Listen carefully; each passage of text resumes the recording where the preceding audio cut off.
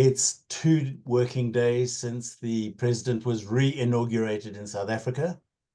Somebody who looks at it from a worldview, but with his hand on his heart, being a solid South African by birth, and some would say a troublemaker in the middle, but now fighting for the good cause, is Lord Peter Hain. He is a peer, a member in the House of Lords in England.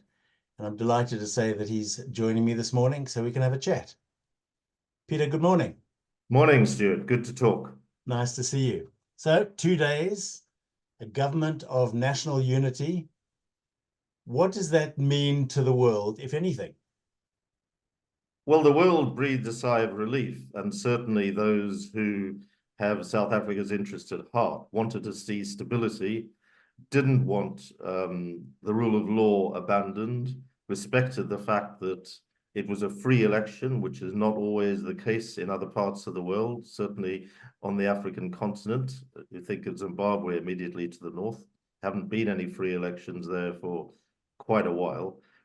So it was a very good statement and signal from South African democracy for all its imperfections and all the problems of recent years in the country and all the difficulties of the economy, that here was a stable transition from an ANC majority government to a coalition, a government of national unity, a GNU, as the phrase is apparently described. And so I think there was a sense of relief on the one hand, but also an up in confidence in the country, which has been reflected, as I understand it, in the strengthening currency of the rand.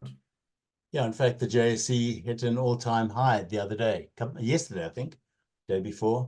Well, international investor confidence is really important in the country, as is domestic confidence from its citizens of all colors and its investors. It's really important for jobs and for the future growth of the country and its stability that there is confidence. And certainly in these early days, the fears of maybe a wrecking sort of cannon being thrown into the post-election situation seems to have receded, but obviously there'll be lots of bumps along the way to a stable future. I think so many people would have thought that the possibility of the two strong foes ever getting into bed together was a pipe dream. And yet, obviously, lots of stuff, conversations, deep, hard searching went on behind the scenes, and it's happened.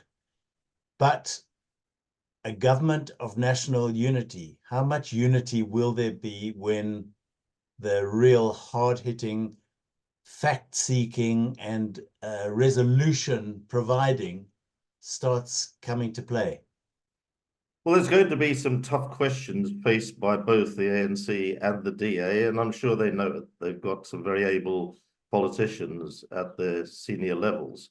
From the ANC, there's going to be an understandable demand, and I think a correct one, that there's no corruption within the cabinet anymore, and there has been up until recently.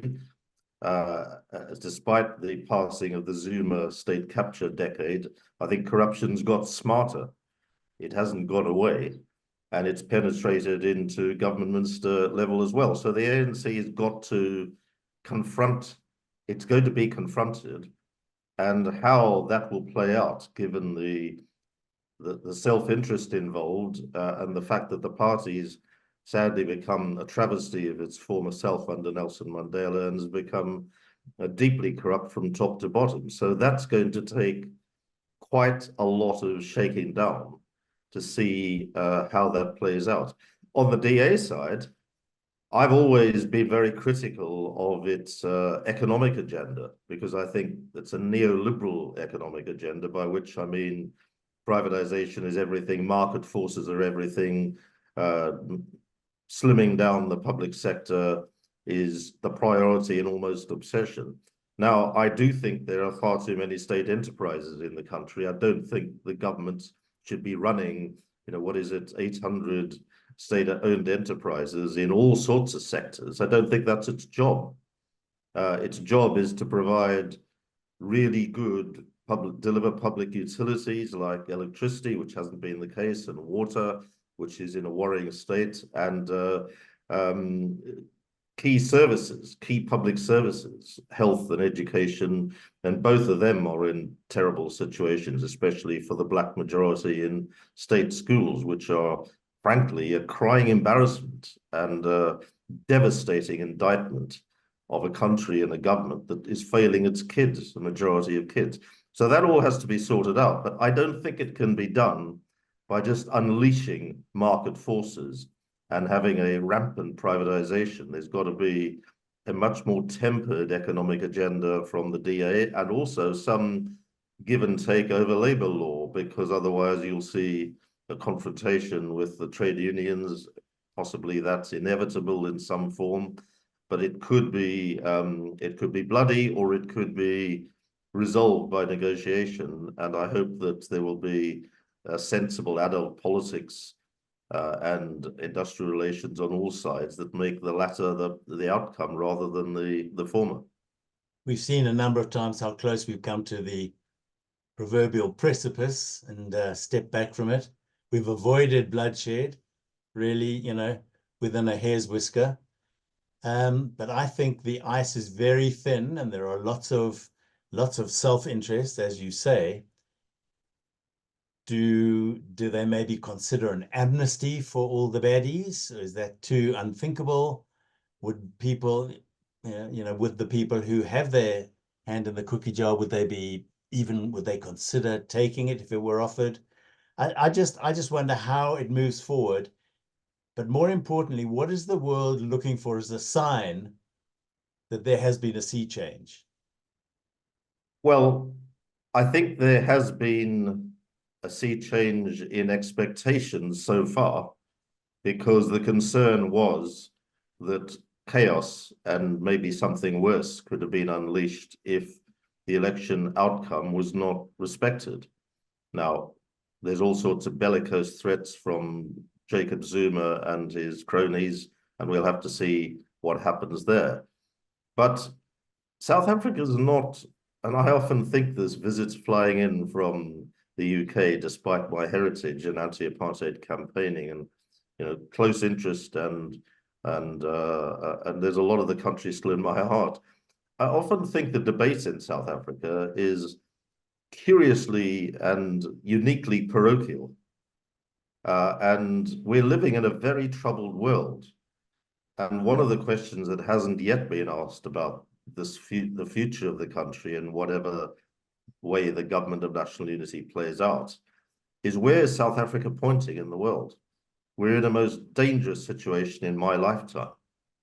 And my dad fought for the South African Army, the Royal Natal Carbineers, in the Second World War against the Nazis in the Italian campaign, and was badly wounded there, and lost very close friends and comrades in the battles in Italy. But I think the world is now in a more dangerous place, including Europe, than it's been since that time, since the end of the Second World War in 1945. You've got a war in Europe, in the Russian attack on Ukraine, and South Africa up to now has been deeply ambivalent on that. Well, I say ambivalent. The term neutral has been interpreted by everybody in the government, from the president down, as being effectively siding with President Putin. And South Africa's got some tough choices to make. The Russian economy is a very small economy comparatively, despite it being a very large country and a powerful country militarily. It's a war economy, effectively, is what Putin has created there, with a massive expenditure on military capacity. But it's a tiny economy, relatively speaking. I mean, it's smaller than Italy's. It's about 7th or 8th in the world. And I think South Africa's trade with Russia is under 1%, whereas its trade with the US, with Europe, with the UK is around 30%. So more than 30 times the trade with Russia. So South Africa's got some important choices to make. Now, that doesn't mean to say that it has to side with the West, its traditional and flawed fashion, when the world is changing fast with the rise of economic superpowers in China and India. India often neglected. And South Africa is seeming to be siding with, despite being a beacon of democratic change in 1994, a model to the world, seems to be siding with the authoritarian regimes of the world, China and Russia in particular, rather than with the democratic ones.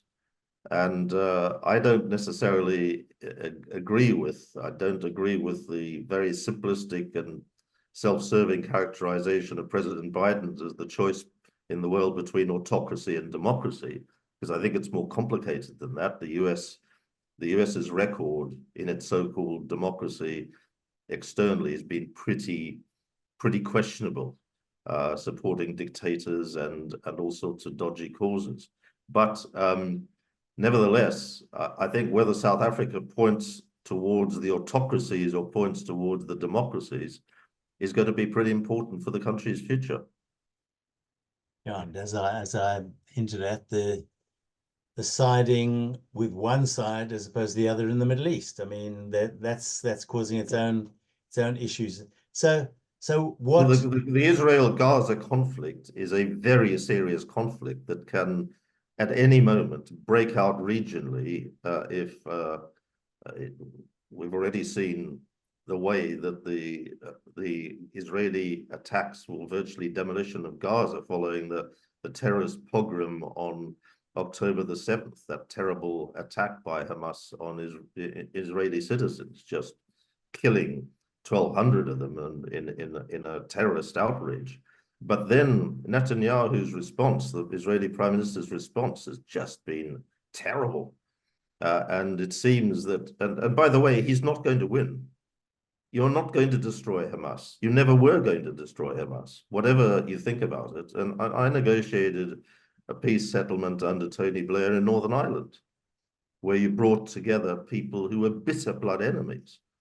And none of the lessons from Northern Ireland, all of which at the time were supported by Washington, D.C., by London, by Brussels, and elsewhere in the world, none of those lessons are being applied to the Israeli-Palestinian conflict, none of them, including that you will not defeat Hamas militarily, just as Hamas will not defeat Israel militarily. And a solution has to be found in which there's a viable Palestinian state and a secure Israeli nation. That's the future. Either their future is umbilically linked together, the Israelis and the Palestinians. But that's a dangerous conflict that has already escalated into attacks on British and American and other shipping going through the Gulf. That's you've already seen that escalation. I think we could see a war involving Iran if you're not careful. And Iran's a very powerful nation that will drag in Russia, and the thing will escalate. So it's a dangerous world. And then, of course, we've got the dwarfing existential threat of the climate emergency that I don't see discussed enough in South African politics. It has been mentioned in the inauguration speech that it matters, but we've heard so much mentioned, so many promises made. I guess only time is going to tell how this plays out. It's obviously something that's sat on your mind for a long time. You've worked hard to get the Zupta conglomeration in front of the world leaders. And who knows, I think you and I both saw a photo the other day of some prisoners that surprised us. But I know you're working on a book now, and this is in a wrap up because I know you've got places to go. Tell us about the latest book you're working on. Well, it's got a working title of Corrupting Liberation, because I've been haunted by the fact that a lot of the liberation struggles I supported in the late 1960s as a teenager and in the 1970s, whether it's the ANC struggle for democracy in South Africa, whether it's the struggle for the liberation of Rhodesia, the old Rhodesia, and the racist minority white regime there, whether it's the Sandinistas in Nicaragua, what you've found, and South Africa's edged very close to this and then kind of been pulled back, kicking and screaming from it, is that almost everywhere in the world, former liberation movements get into government and become corrupt, almost everywhere. And that's not just where an armed struggle has been involved, as in Rhodesia, Zimbabwe, or South Africa, or Nicaragua, or Guatemala, or Bolivia, and elsewhere, or an independence struggle led by Mahatma Gandhi in India, leading eventually to the British relinquishing control and democracy being established in India. Everywhere you find that those freedom movements become corrupt in government. And so my book is examining why and describing why and trying to answer the question that has haunted me. And Jonathan Ball, publishers, are bringing it out next year in South Africa when it's finished, and it isn't finished yet. It's not even been completed. And I think that will be about number 29 among of your books. Quite possibly, Stuart, yes. Peter, thanks for your time. We look forward to seeing you in South Africa in August. And from London, wish you well, and thanks for joining me. Always a pleasure.